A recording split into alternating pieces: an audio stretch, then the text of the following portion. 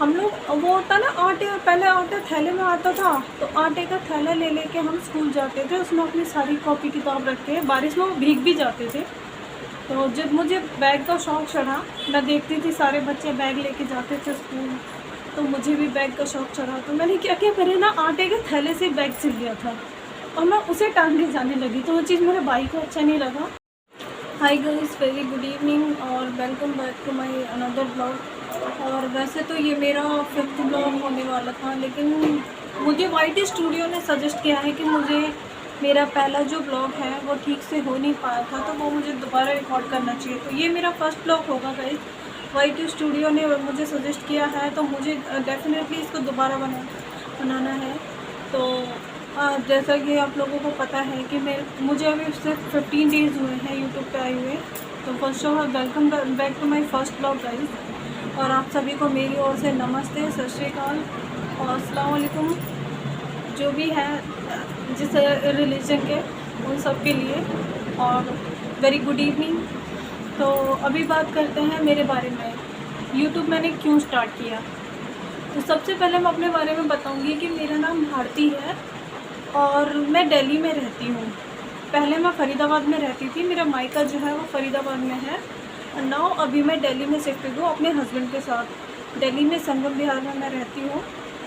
और बात करें अगर मेरी स्टडी की, तो स्टडी जो प्रोसेस है मेरा वो बहुत ही मुश्किल रहेगा। मेरी स्टडी का जो पूरी जर्नी है ना, वो मतलब मेरे लिए बहुत ज़्यादा मुश्किल थी, क्योंकि पहले तो हम लोगों ने गवर्नमेंट से स्टडी स्टार्ट करी थी। फर्स्ट टू थर्ड क्लास तक गवर्नमेंट में स्टडी, वो भी गवर्नमेंट में हमारी स्टडी बहुत लेट स्टार्ट हुई थी, मेरी और मेरी सिस्टर की। तो हम दोनों ने एक साथ पढ़ाई की है, तो हम दोनों की बहुत लेट स्टार्ट हुई थी गवर्नमेंट में भी स्टडी। तो अप्रोक्स जब मैं 10 साल की थी ना, तब मुझे फ़र्स्ट क्लास में एडमिशन मिला था। फर्स्ट क्लास में, वो भी गवर्नमेंट में। मेरी माँ ने फर्स्ट क्लास में एडमिशन दिलवाया था। तो फर्स्ट टू थर्ड क्लास हम पढ़ रहे थे। जब मैं थर्ड क्लास में पहुँची, बचपन की बात बता रही हूँ, सेक्टर 58 में रहते थे। पापा चौकीदार थे, पापा चौकीदारी करते थे।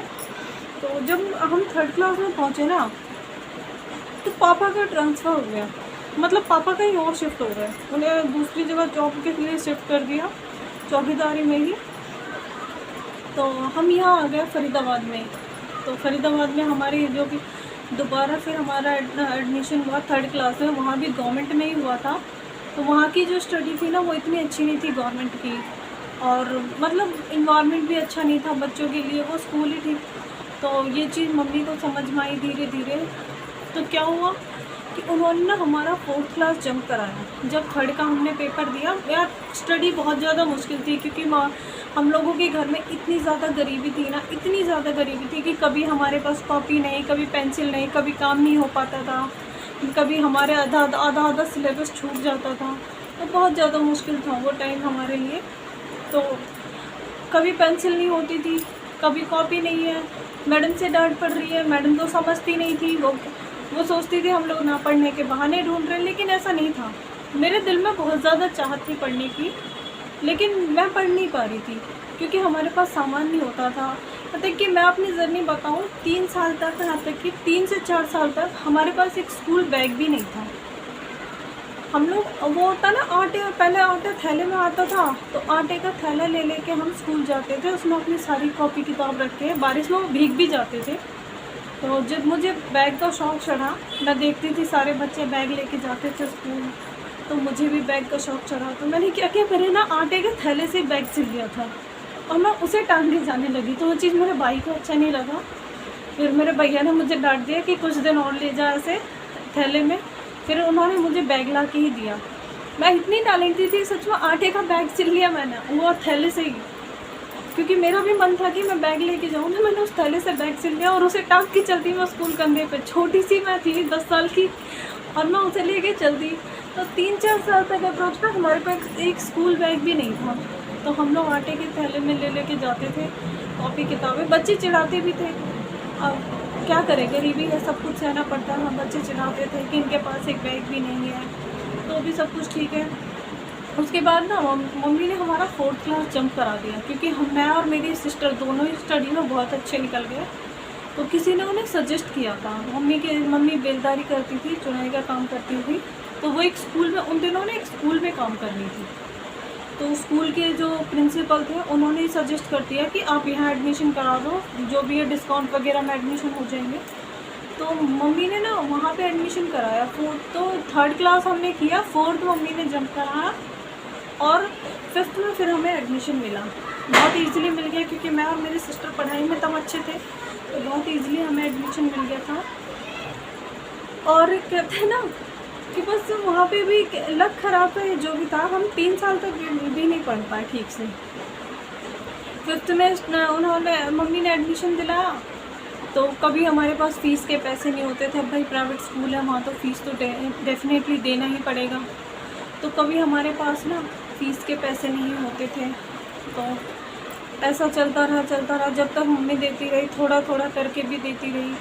फ़ीस तो पढ़ाई चलती रही। हमने फिफ्थ कर लिया, फिर सिक्स्थ कर लिया, फिर सेवन्थ में जब आए थे ना, तब सेवन्थ में ही ना हमारे हालात जो इतने डगमगा गए थे कि हमें बीच में स्कूल छोड़ना पड़ा था। लेकिन मुझे याद है कि मम्मी ने ना हमें दोबारा एडमिशन दिला दिया था वहाँ पे। तो सेवन्थ हमारा कंप्लीट हुआ और 8th स्टैंडर्ड भी हमने आधा पढ़ लिया था, और 8th तो कंप्लीट हुआ। और 9th में जब आने वाले थे ना, तब मेरी छोटी वाली सिस्टर थी, सबसे छोटी वाली, वो छत पे से गिर गई। कहते हैं इतनी मुसीबत कम नहीं थी, गरीबी कम नहीं थी, जो एक मुसीबत और आ गई।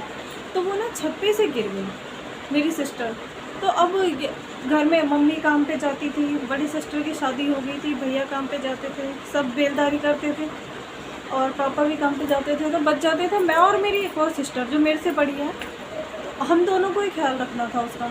अब क्या करें भैया, स्कूल छोड़ने के अलावा कोई रास्ता नहीं था, घर में पैसे भी नहीं थे। अब इलाज में लगाएं या पढ़ाई में पैसे लगाएं।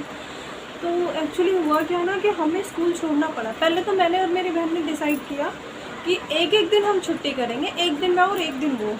लेकिन ऐसा हो नहीं पाया, एक दिन छुट्टी करके कहाँ ही स्टडी हो पाती है।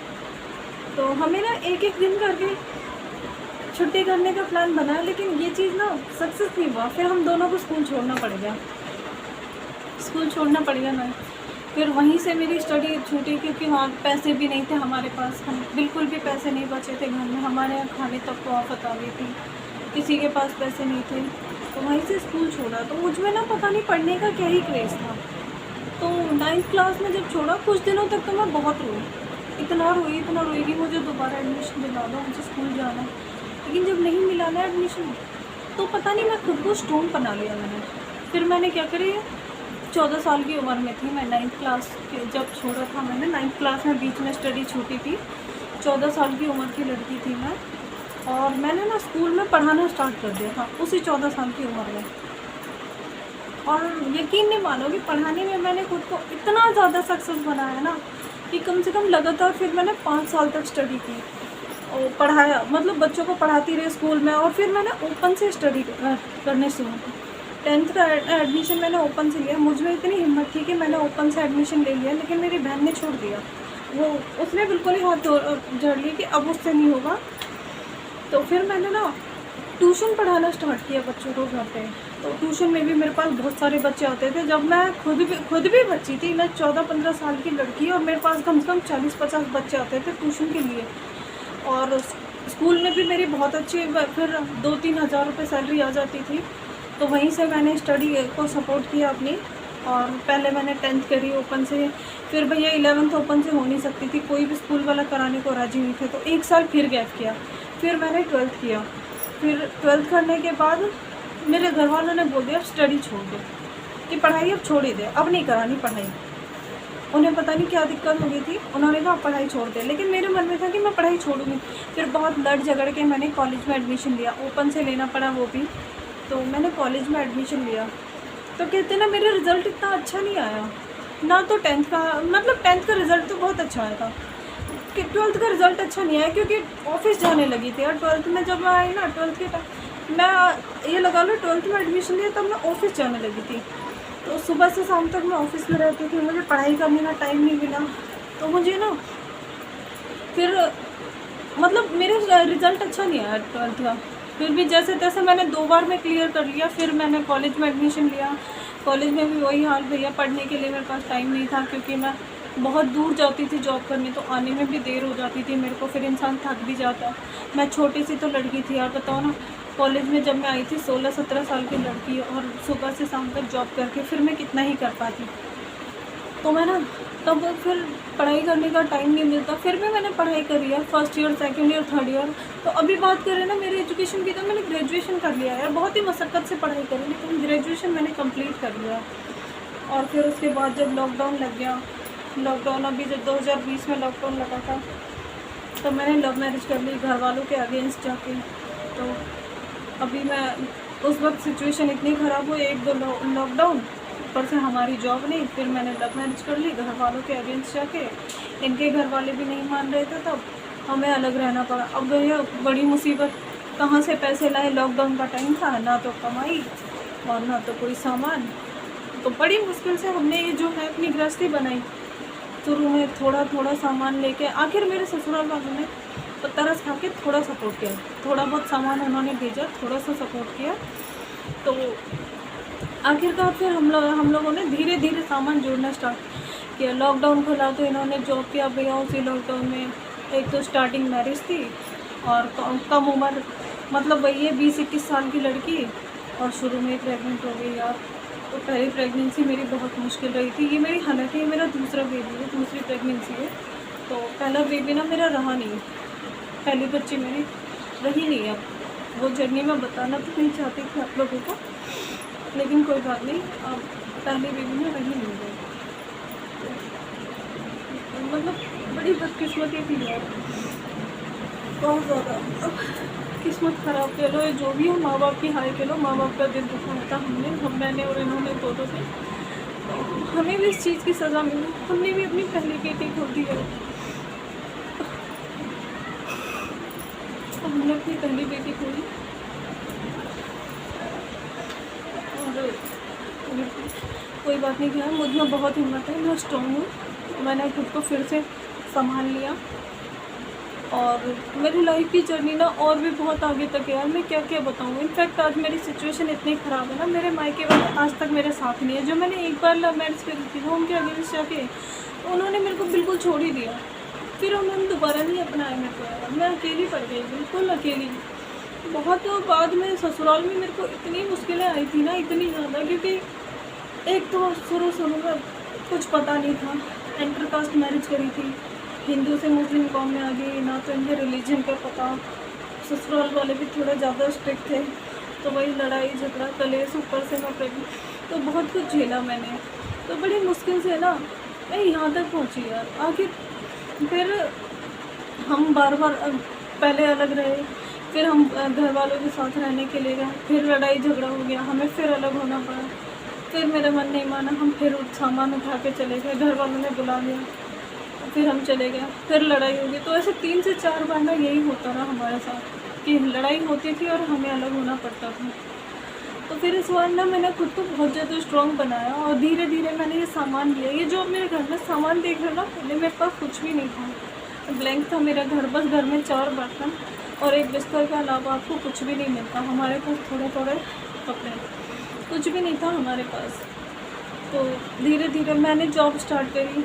जब सब चीज़ से मैं मूव ऑन कर दी, तो मैंने भी जॉब करना स्टार्ट किया, इन्होंने भी करना स्टार्ट किया। लॉकडाउन पूरी तरह से खुल गया था, तो फिर हम ना दोनों ने मिलके इतना सामान जोड़ लिया। और अभी जो बात है, 3 साल हो गए मेरी शादी को, और अभी दूसरी प्रेगनेंसी है मेरी। और प्रेगनेंसी में कहाँ ही जॉब हो पाती है यार। लेकिन मुझे ना पैसों की ज़रूरत है। मेरे घर की कंडीशन अभी भी बहुत अच्छी नहीं है, क्योंकि हमारे ऊपर शुरू में ना कर्जा बहुत था। तो हालांकि वो कर्जा तो मैंने उतार दिया जैसे तैसे। हमने अपने घर में बेशक थोड़ा कम खाया, लेकिन कर्जदारों को सबसे पहले दे के हटा दिया। तो अभी भी ना मेरे घर के हालात इतने अच्छे नहीं, फाइनेंशियल कंडीशन जो इतनी अच्छी नहीं है। तो मुझे ना यूट्यूब के बारे में पहले से पता थी, मतलब सोशल मीडिया का मुझे ना बहुत क्रेज़ है। मैंने अपने सोशल मीडिया की जर्नी टिकटॉक से स्टार्ट करी थी।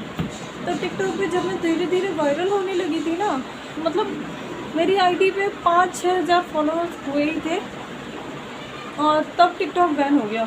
फिर मेरे पास मेरे घर वाले इतने स्ट्रिक्ट थे ना कि मतलब उन्हें सोशल मीडिया पे कोई कनेक्टिविटी चाहिए ही नहीं थी। वो तो मुझे ऑनलाइन गेम भी नहीं खेलने देते थे। मुझे पता है मैंने अपने लॉकडाउन कैसे निकाला था। तो वो कहते थे बिल्कुल सोशल मीडिया पे कनेक्टिविटी चाहिए ही नहीं, तो बड़ी छुप छुपा के मैं टिकटॉक पे वीडियो बनाती थी और मेरे टिकटॉक का सहारा था, वो भी बैन हो गया। फिर मैं पूरी तरह से जॉब नहीं लग गई। फिर मैंने इंस्टा पे आईडी बनाई। आप लोग सर्च करोगे ना तो इंस्टा पे मेरी ना एक बहुत पुरानी आईडी पड़ी होगी, भारती ऑफिशियल के नाम से। वो बहुत पुरानी आईडी थी भैया। जब वो मेरी आईडी बहुत ज़्यादा वायरल हुई, 15.9 के फॉलोअर्स हुए थे मेरे। उसके बाद मेरा फ़ोन गुम हो गया, मतलब मेरा फ़ोन टूट गया, मुझे फ़ोन बदलना पड़ा। अब भैया पासवर्ड जानती नहीं थी, तो मेरी वो आईडी भी चली गई। फिर मैंने ना इंस्टा पे नई आईडी बनाई। फिर ससुराल वालों की बाउंडेशन से इतनी ज़्यादा ना कनेक्टिविटी सोशल मीडिया से होनी। फिर इस बार जब हम अलग हुए ना, तो मुझे ना मतलब फिर भी इंस्टा पे तो मैं पहले से थी। फिर मैंने यूट्यूब ज्वाइन करने का फ़ैसला कर लिया और मैंने अपने हस्बैंड से भी बोला कि मुझे ना यूट्यूब पे अपना चैनल बनाना है। तो मेरे हस्बैंड ने ना मुझे फुल्ली छूट दे दी। उन्होंने एक बार भी, कसम से गाइस, एक बार भी मना नहीं किया। उन्होंने मुझे फुल्ली छूट दे दी कि जो वही करो जो तुम्हारा मन करे। तो फिर मैंने यूट्यूब पे मैं इस मोटिव को लेकर आई हूँ कि अभी ना मेरी जो इनकम सोर्स है ना पूरी तरह से बंद हो गई है। अभी मुझे सहारा ना यूट्यूब का ही है। हालांकि मेरे हस्बैंड काम कर रहे हैं, लेकिन उससे हमारे घर की फाइनेंशियल कंडीशन इतनी अच्छी नहीं हो रही, क्योंकि हमें थोड़ा यार घर पे भी देना पड़ता है। अम्मी है, पापा हैं, तो उन्हें देना पड़ता है। तो वही है, हमारी फाइनेंशियल कंडीशन में इतनी अच्छी नहीं है। तो ये थी अभी कुछ हद तक तो मेरी लाइफ की जर्नी जो मैंने बताई है। वैसे तो बहुत कुछ है बताने को यार, लेकिन क्या ही बताऊँ मैं, इस 15-20 मिनट की वीडियोस में कहाँ ही हो पाती है। तो लाइफ में स्ट्रगल्स तो बहुत किए हैं।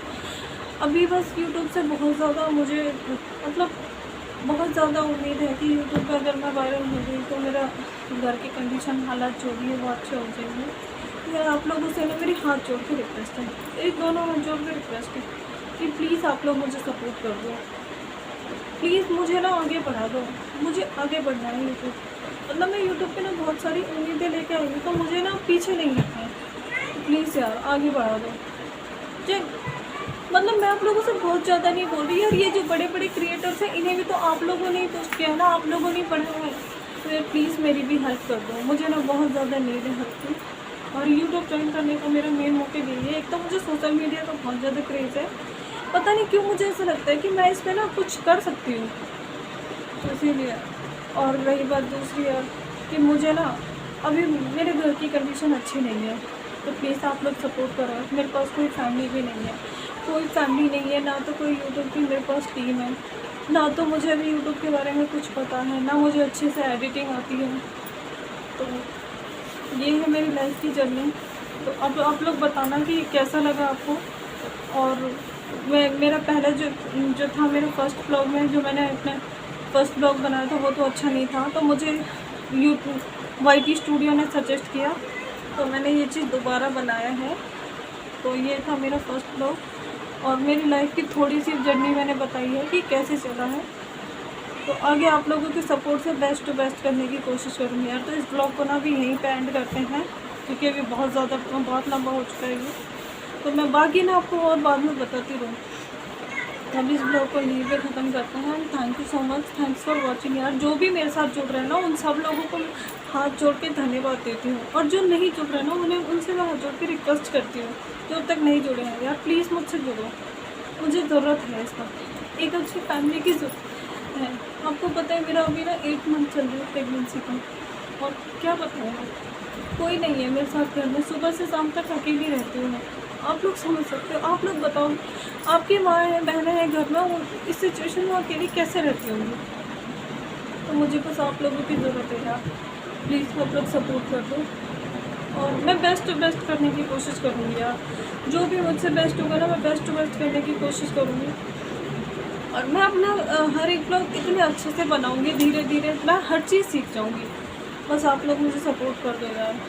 और तो मैं आप लोगों से मिलती हूँ अगले ब्लॉग में, और उसके लिए थैंक्स फॉर वॉचिंग यार, thanks for watching this video. अगर मेरी कहानी, मेरी बातें या मेरी लाइफ की स्ट्रगल की जर्नी आप लोगों को ज़रा सी भी अच्छी लगी तो प्लीज़ इस वीडियो को लाइक कर दीजिए, शेयर कर दीजिए और कमेंट करिए यार। और तब तक के लिए हर हर महादेव, अल्लाह हाफिज़, सत Sri Akal, namaste and thank you for watching guys, thanks for watching. And मैं मिलती हूँ आपसे अगले ब्लॉग में। Bye bye.